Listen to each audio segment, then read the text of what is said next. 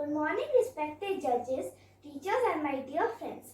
My name is Palakshi Satish Kumar, grade 2 at Presidency School, Bangalore South. Today I am going to narrate the story Snow White. Once upon a time, there lived a beautiful princess named Snow White, who lived with her father and cruel stepmother. Her cruel stepmother would often ask her mirror on the wall, "Mirror, mirror on the wall, who is the fairest of them all?" The mirror would answer, "You are the fairest of them all, your highness." Snow White grew up to become a beautiful princess. As usual, one day her cruel stepmother asked her mirror on the wall, "Mirror, mirror on the wall, who is the fairest of them all?" The mirror replied, "Snow White is the fairest of them all, your highness." When the queen heard this, she became very angry. She ordered her huntsman to kill Snow White, but the kind huntsman couldn't kill Snow White and left her in the forest. Snow White knew she could never return to the castle. She remembered, I need a place to stay at night. The birds and the animals guided her to a charming little cottage, just like a dollhouse. Snow White cried. Snow White peeked in through the window. Nobody was home. She went inside. She saw 7 little plates on the table. "Oh my, how untidy! 7 untidy children," she said with a shake of her head. She grabbed a broom and cleaned the house. By now, Snow White was curious about the rest of the cottage. She went upstairs. She saw 7 little beds with names carved on them. Dog, Happy, Sneezy, Dopey, Grumpy, Bashful and Sneezy. Oh my, what funny names for children, Snow White said with a laugh. By now, Snow White was tired enough. She ate some pudding and slept on one of the beds. The cottage belonged to 7 little dwarfs who came back at dusk. When they heard Snow White's story, they let her stay. When the evil queen came to know that Snow White is still alive, she dressed as an old country woman and offered a poisoned apple to Snow White. "Oh, my child, you might be hungry. Take this apple." Snow White said, "Oh, thank you." Snow White raised the apple to her lips, took a bite and said, "Oh, I feel strange," and then she fell into deep sleep. When the dwarfs came back, they felt very sad to see their friend in deep sleep. They placed her in a beautiful coffin made up of glass and gold and set it in the forest.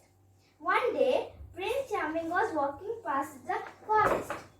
He saw Snow White lying in the forest, the same prince whom Snow White had met by the wishing well. So he lifted up the glass lid, kissed her. Slowly she awakened and the poisoned apple came out of her throat. The prince and the dwarfs are very happy to see their friend alive. The prince married Snow White and lived happily ever after. Thank you. Time, a merchant had stocked large amount of grains in his storeroom. One night, a hungry mouse roaming in the house saw those huge baskets full of grain. The mouse thought, "Oh, I'm indeed so lucky. If I ate a little of these grains daily, the merchant would never come to know of it." So whenever the mouse felt hungry, he would start making holes in the grain basket and 8 grains fell on the floor.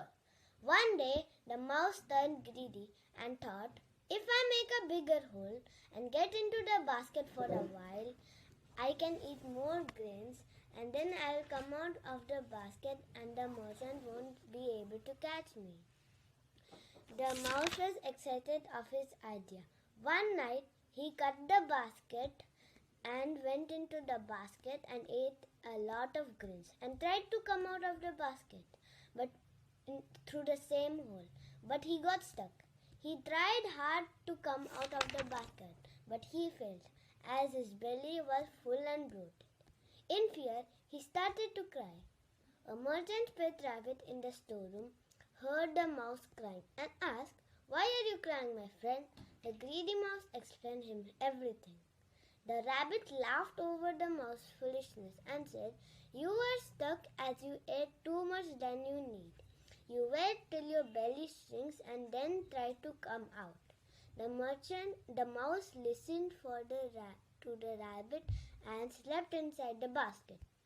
When he woke up, his belly had shrunk, but the mouse again felt hungry. and ate a lot of grains again. His belly was again bloated. The mouse thought, "Oh, I'm again full now. I'll go out tomorrow." That night, a big cat came in from the window and smelled the mouse. When the cat came near the basket, the cat lifted the basket lid and found a mouse sleeping inside. The hungry cat caught the mouse and ate him. Green more than our need. Moral. Greed more than our need always leads to danger. Thank you.